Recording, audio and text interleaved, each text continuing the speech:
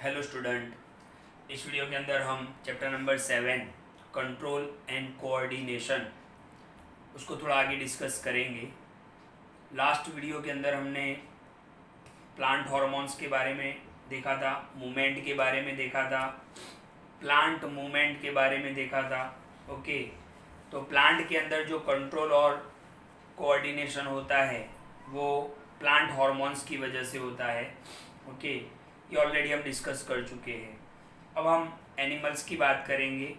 Okay, human की बात करेंगे, एनिमल्स। ओके, तो जिस तरीके से प्लांट के अंदर कंट्रोल एंड कोऑर्डिनेशन हार्मोन से होता है, वैसे ही हमारी बॉडी के अंदर दो टाइप का सिस्टम है। मैंने पहले भी बताया था आपको, ह्यूमन बॉडी के अंदर, एनिमल बॉडी के अंदर दो टाइप का सिस्टम होता है। एक होता है नर्वस सिस्टम, जिसको अभी हम डिस्कस करेंगे, और दूसरा होता है एंडोक्राइन सिस्टम, वो हम बाद में डिस्कस करेंगे, एंडोक्राइन सिस्टम। तो human nervous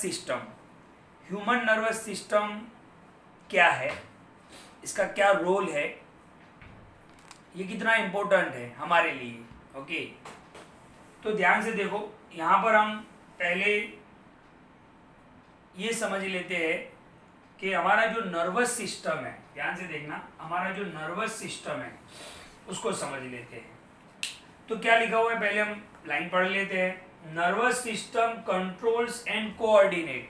okay, nervous system controls and coordinate the activities of each and every part of the body. Each and every part of the body, हमारी बॉडी के हर part की activity को nervous system जो है वो control भी करता है और कोऑर्डिनेट भी करता है। राइट, तो कंट्रोल एंड कोऑर्डिनेटर, कंट्रोल करना और फिर उसके साथ कोऑर्डिनेट करना, तालमेल मिलाना। यानी हम सोच रहे हैं कि यहाँ पर मैं बैठे बैठे सोच रहा हूँ कि यार चलो कुछ लिखने का काम हो जाए, तो माइंड जो है, वो जो हमारा जो ब्रेन है, वो पहले सोचता है, फिर जो थिंकिंग है उस बेस्ड पे वो काम करता है ना। मान लो कि हमने सोचा कि चलो यार सो जाता हूँ मैं, अब नींद आ रही है, आप जाके सो जाते हो, मतलब पहले आप थिंकिंग करते हो, फिर उस थिंकिंग पे एक्ट होता है। राइट, तो कंट्रोल एंड कोऑर्डिनेट होता है। तो हमारा जो नर्वस सिस्टम है वो क्या करता है कि each and every part of the body, body के हर पार्ट की जो एक्टिविटीज है उसको कंट्रोल एंड कोऑर्डिनेट करता है। कौन करता है? Nervous system. अब ये नर्वस सिस्टम के अंदर कोई तो होगा ना जो बहुत इंपॉर्टेंट रोल प्ले करता होगा। तो नर्वस सिस्टम के अंदर सबसे इंपॉर्टेंट रोल प्ले करते हैं नर्व सेल्स, जिसको हम इसके बाद वाले वीडियो में पढ़ेंगे। तो नर्व सेल्स जो है वो स्ट्रक्चरल और फंक्शनल यूनिट है नर्वस सिस्टम का। ओके, तो नर्व सेल्स जो है, नर्वस सिस्टम एक पूरा सिस्टम है, लेकिन उसमें काम करने वाले कौन है? Main nerve cells. ओके, जिसको हम नेक्स्ट वीडियो के अंदर पढ़ेंगे। पूरा बहुत इंपॉर्टेंट क्वेश्चन है, एग्जाम में बहुत बार आ चुका है कि short note on nerve cells. तो nervous system controls and coordinate activities. अब किस टाइप की एक्टिविटीज को? तो हमारी बॉडी के अंदर दो टाइप की एक्टिविटीज होती है। एक होती है वॉलेंटरी एक्टिविटीज। वॉलेंटरी एक्टिविटीज यानी इसका मतलब क्या होता है? जो हम सोचते हैं वो करते हैं, है ना। मैंने सोच लिया कि मुझे लिखना है तो मैं लिखने बैठ जाता हूँ। मैंने सोचा कि चलो मुझे वॉक करना है तो मैं वॉक करने निकल पड़ता हूँ। मुझे लिखना है, तो ये सारी एक्टिविटीज कैसी है? वॉलेंटरी एक्टिविटीज, यानी हम चाहते हैं और वो करते हैं।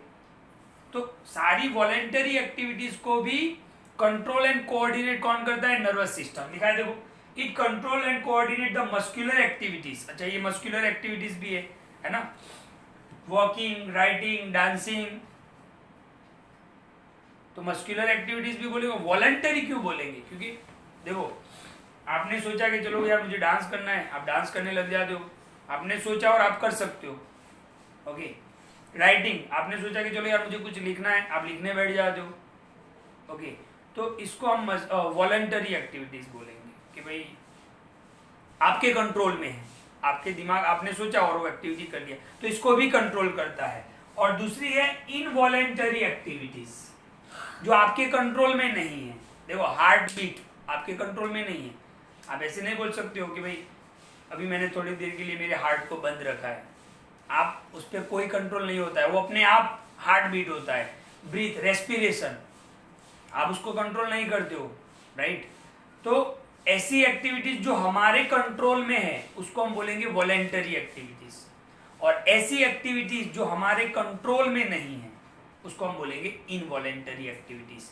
तो हमारा जो नर्वस सिस्टम है वो वॉलेंटरी एक्टिविटीज को भी कंट्रोल एंड कोऑर्डिनेट करता है, इनवॉलेंटरी को भी कंट्रोल एंड कोऑर्डिनेट करता है। ओके अच्छा, नर्वस सिस्टम का और काम क्या है कि नर्वस सिस्टम जो है वो सराउंडिंग एनवायरनमेंट से इंफॉर्मेशन कलेक्ट करती है, फिर उस पर एनालिसिस करती है और फिर उस पर रिएक्ट करते हैं हम, है ना। जैसे हमने बताया था कि भाई आजू बाजू के ऐसे मान लो कि कोई आपको अच्छे न्यूज़ दे रहा है तो आप खुश हो जाते हो, ये भी मतलब एक नर्वस सिस्टम का काम है। कोई ऐसे सैड न्यूज़ है, हम मतलब ऐसे टेंशन में आ जाते हैं, या कोई चीज़ आप देखते हो आपको अच्छा लगता है, आप खुश हो जाते हो, हंसने लगते हो, कोई ऐसी चीज़ को आप देखते हो रोने लगते हो। तो ये सब कुछ, ये जो सारी इंफॉर्मेशन है वो नर्वस सिस्टम हमारे सराउंडिंग से कलेक्ट करता है, फिर उस पर रिएक्ट करता है। ओके फिर उस पर हम रिएक्शन देते हैं। ओके तो ये भी काम नर्वस सिस्टम का है। अच्छा, it passes the information, nervous system का काम क्या है, पासिस द इंफॉर्मेशन। मान लो कि यहाँ पर ये एक ग्लास पड़ा हुआ है, पानी का दूध का ग्लास पड़ा हुआ है, दूध बहुत ही गर्म है, आपने इसको पकड़ लिया है ना। तो हमारे स्किन के अंदर रिसेप्टर्स होते हैं, क्या होते हैं रिसेप्टर्स, आगे बढ़ेंगे हम।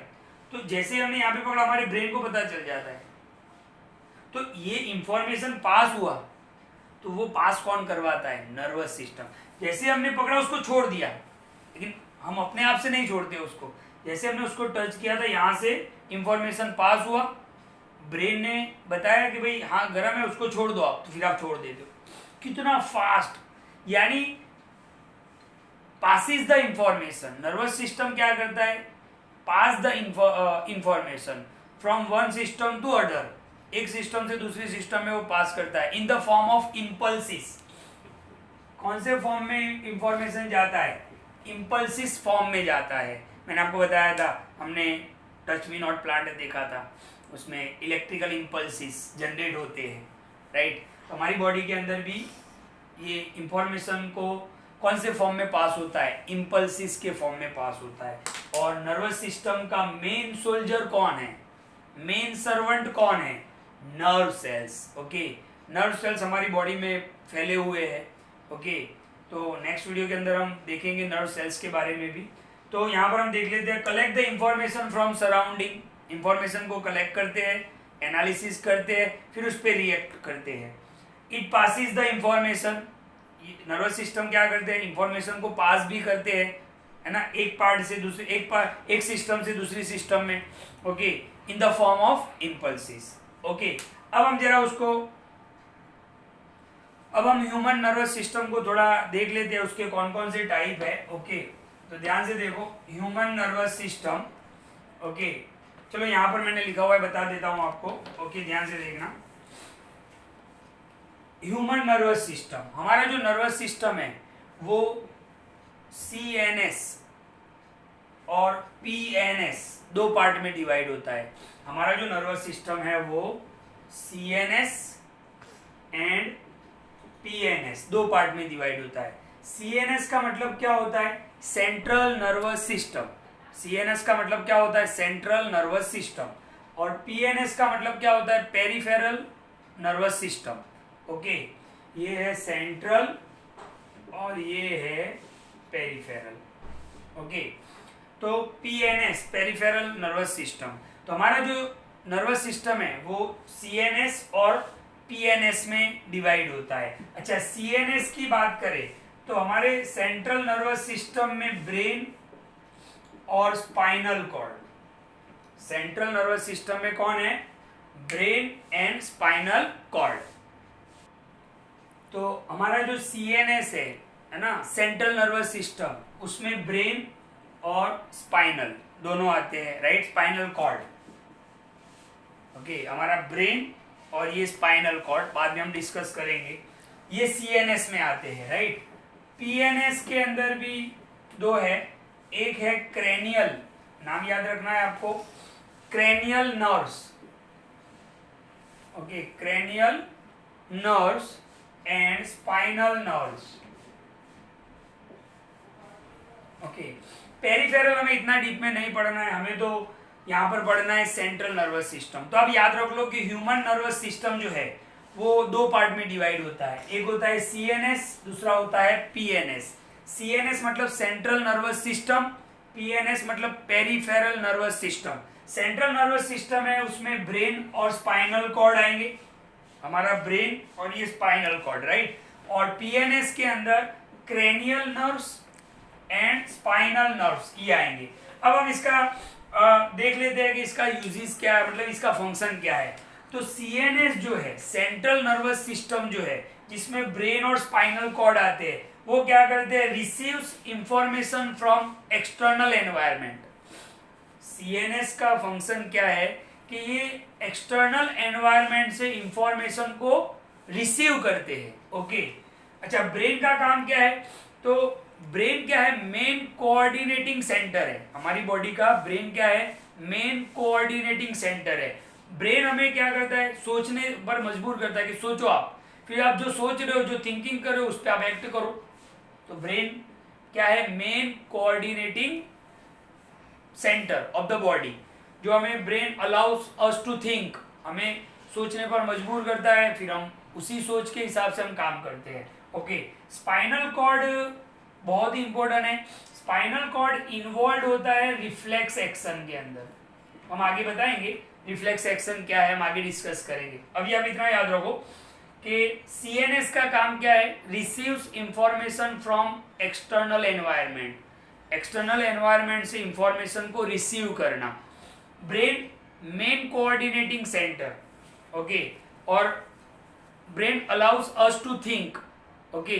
फिर उस थिंकिंग पे हम, थिंकिंग बेस पे हम वो काम करते हैं। स्पाइनल कॉर्ड इन्वॉल्व किस में है, रिफ्लेक्स एक्शन के अंदर। स्पाइनल कॉर्ड रिफ्लेक्स एक्शन के अंदर इन्वॉल्व है, आगे का पॉइंट आएगा रिफ्लेक्स एक्शन, अभी याद रखो। अच्छा, पीएनएस का काम क्या है, तो पीएनएस कम्युनिकेट करता है किसके बीच में, central nervous system and other part of the body. PNS का काम क्या है, PNS communicate with CNS and other part of the body. तो पेरिफेरल नर्वस सिस्टम मैंने पहले बताया, मैं डीप में नहीं पढ़ना है, बट इतना याद रख लेंगे क्योंकि कभी कभी एग्जाम में पूछ लेते हैं कि फंक्शन ऑफ पीएनएस। तो पीएनएस का काम क्या है, तो पीएनएस कम्युनिकेट करता है, ओके, किसके बीच में, CNS, central nervous system and other part of the body, okay. तो ये था हमारा नर्वस सिस्टम। वीडियो को बिल्कुल ध्यान से देखें। नेक्स्ट वीडियो के अंदर नर्वस सिस्टम का जो मेन यूनिट है, मैंने आपको बताया नर्वस सिस्टम का जो मेन यूनिट है कौन सा, नर्व सेल्स, उसके बारे में डिस्कस हम करेंगे। Thank you.